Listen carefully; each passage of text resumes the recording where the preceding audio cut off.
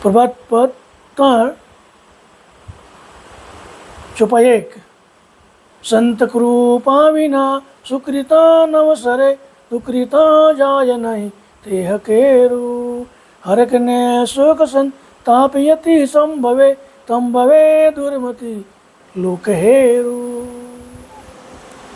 હે ગુરુ ભક્તિની ઉચ્ચ ભાવનાવાળા ભક્તજનો, અંશ અંશીને ઓળખવાની ગુરુગમ બક્ષિસ કરનારા વ્યાપક ગતિના અલેખ સંતની કૃપા વિના નિજ લક્ષ તારા હૃદય કમળમાં સ્થિર થશે નહીં. જ્યાં સુધી તે લક્ષનું ભજન પુણ્ય સિદ્ધ ન થાય ત્યાં સુધી દેહના અધોમુખી દુષ્કૃષ્ટ એટલે પાપો દૂર થતા નથી. તે કારણને લઈ વારંવાર હર્ષ, શોક, સંતાપ ઉત્પન્ન થાય છે. અનેક કુશાદી રાગદેશથી અગ્નિમાં તેનું અંતઃકરણ બળે છે, છતાં પોતાનું સાર્થક વિચારતા નથી, પરંતુ થંભ કરી આ ભવને વિશે દુષ્ટ બુદ્ધિવાળા પોતાના પાપને છુપાવી ધર્મના ઉપલક ચિહ્ન ધારણ કરી હેરું એટલે લોકોને ભરમાવે છે. આ જગતની અંદર અનેક પ્રકારના ધર્મો દિવસે દિવસે થતા જાય છે અને જૂના પણ છે. તો સાચી ગુરુ ભક્તિ અંશ અંશીપતિની ઓળખાણ ગુરુકામ બક્ષિસ કરનારા વ્યાપક ગતિના અલગ સંત કૃપા વિના આ જગતમાં કોઈનો ભેડપાર થતો નથી. પરંતુ આ જગતમાં પોતાનું દુઃખ દૂર કરવા માટે મનુષ્યો પોતે અધોમુખી દુઃખિત પાપ દૂર થતા નથી. દૂર કરવા માટે વારંવાર હર્ષ, શોક, સંતાપ ઉત્પન્ન થાય છે. હૃદય રાગદેશ અગ્નિમાં અંતઃકરણમાં બળ્યા કરે છે અને પોતાના સાર્થક વિચારતા નથી અને તેને દુષ્ટ બુદ્ધિવાળા પોતાના પાપને છુપાવી ઉપલક પાપ માટે મુક્તિ મેળવવા માટે ઉપલક ચિહ્નો, ઉપલક ભગવાનો ધારણ કરીને અને એવા ગુરુઓ લોકોને ભરમાવે છે એવું પરમ ગુરુ જણાવે છે.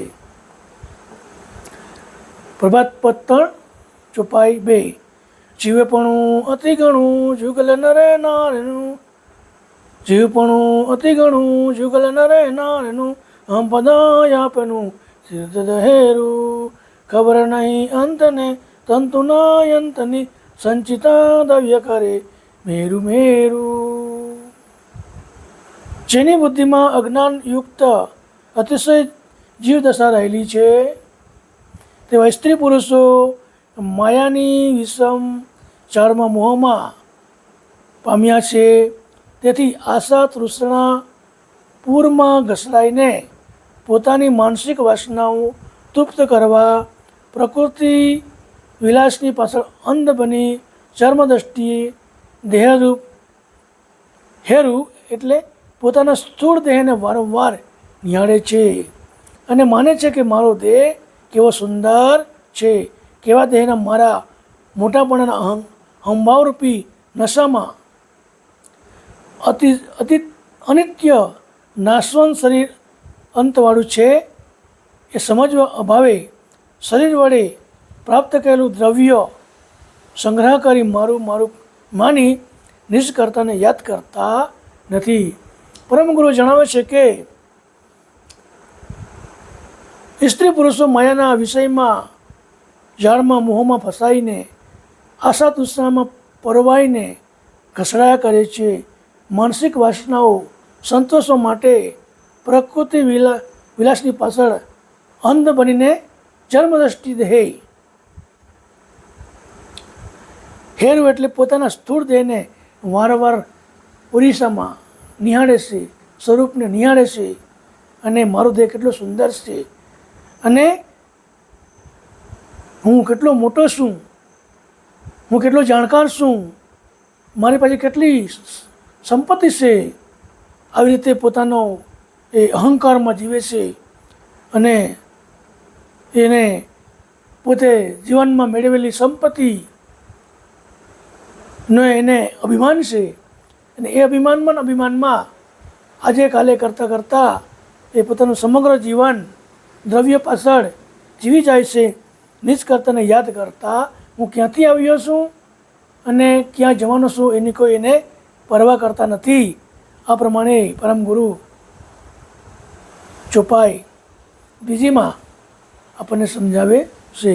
ચોપાઈ 3 ધર્મે આગે ધરે કર્મ કંઠે કરે પાપને ન કહે હાય નેરું સત્ય કુવેર કહે મૂળ કાંઈ નવ લહે પુણ્યતા પાપે ના હોય બેરું. આ જગતના વિશે ઢોંગી ધર્માચાર્યો ધર્મના બહાને ધર્મ આગળ ધરી લોકોને આગળ પ્રપંચી કુશળ બુદ્ધિ વડે વાણીને કુશળતાથી ધર્મસંસ્થા, ધર્મશાળા, ધર્મ આશ્રમ બનાવવા નિમિત્તે લોકોની આગળ રૂસતું બોલે, સ્વાર્થ સાધવા માટે દ્રવ્ય લેવા હાથ લંબાવવા પાસીપાની કરતા નથી. વળી બીજી બાજુ મન, વાણી અને કાયાથી થતા અશુભ કર્મો કોઈ ન જાણે એ રીતે ગુપ્ત રાખે છે, છતાં પાપ અમારી પાસે આવશે નહીં તેમજ ભોગવવા પડશે નહીં એમ માને છે. પરમગુરુ કૃપાનિધિ ભગવાન કરુણાસાગર કહે છે કે મૂળ બુદ્ધિના જીવો મારો કહેવાનો આશય હતો કે સમજી ગ્રહણ કરી શક્યા નહીં કે આશ્રય ગ્રહણ કરી શક્યા કરી અનુસરવાથી નર્યું પુણ્ય જ થાય છે. પુણ્ય એટલે અંતરવૃત્તિમાં અંતરભરી નિજ લક્ષ્યનું આલોચન કરવું. તેથી સર્વ તત્વો ક્રિયા એકમુખી થતાં ઉધર્વ ગતિએ અંશની દ્રષ્ટિ નિર્મળ નિષ્પત્તિના ભાવવાળી થાય છે. તેથી તેની સાથે લેશ માત્ર પાપનો સંબંધ રહેતો નથી એમ જાણવું.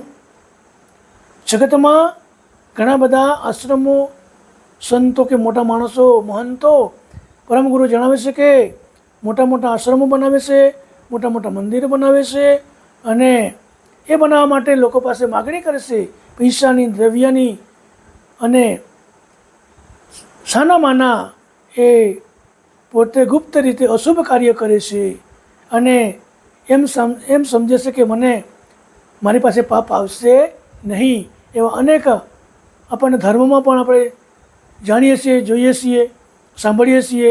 એવું એ લોકો ગુપ્ત રીતે ખોટા કર્મો કરે છે, ધન ભેગું કરે છે, મોટા મોટા આશ્રમો બનાવે છે, મંદિરો બનાવે છે અને પાપો કરે છે. પણ એમ સમજે છે કે મારી પાસે પાપ અમને કંઈ લાગશે નહીં એવું એ માને છે. પરંતુ પરમગુરુ કૃપાનિધિ ભગવાન કરુણાસાગર મૂળ જેવો મારા કહેવાના આશય સમજી ગ્રહણ કરી શક્યા નહીં. પરમગુરુ જે ધર્મની જે જ્ઞાનની વાત કરે છે તે સમજી શક્યા નહીં અને મને પુણ્ય મળશે એ રીતે એ પોતે કાર્ય કરતા ખરું ખોટું કરતા રહેશે. પરંતુ અંતર્વૃત્તિમાં આરતભરી નિજ લક્ષ્યનું આલોચન કરવું એ સર્વ તત્વની ક્રિયા એકમુખી થતાં ઉધર્વ ગતિએ અંશની દ્રષ્ટિ નિર્મળ નિષ્પત્તિના ભાવવાળી ના થાય. લેશ માત્ર પાપનો સંબંધ તેની સાથે નથી. ધ્યાન અને નિષ્પત્તિના ભાવવાળી ભક્તિ સાથે, ક્રિયાત્મક ક્રિયા સાથે પાપને કોઈ નિષ્પત નથી. જે કર્મ કરે છે તે કર્મ તો માણસને ભોગવવા પડે છે. ભક્તિ સાથે કર્મને કંઈ લાગતું વળગતું નથી એવું પરમગુરુ સમજાવે છે.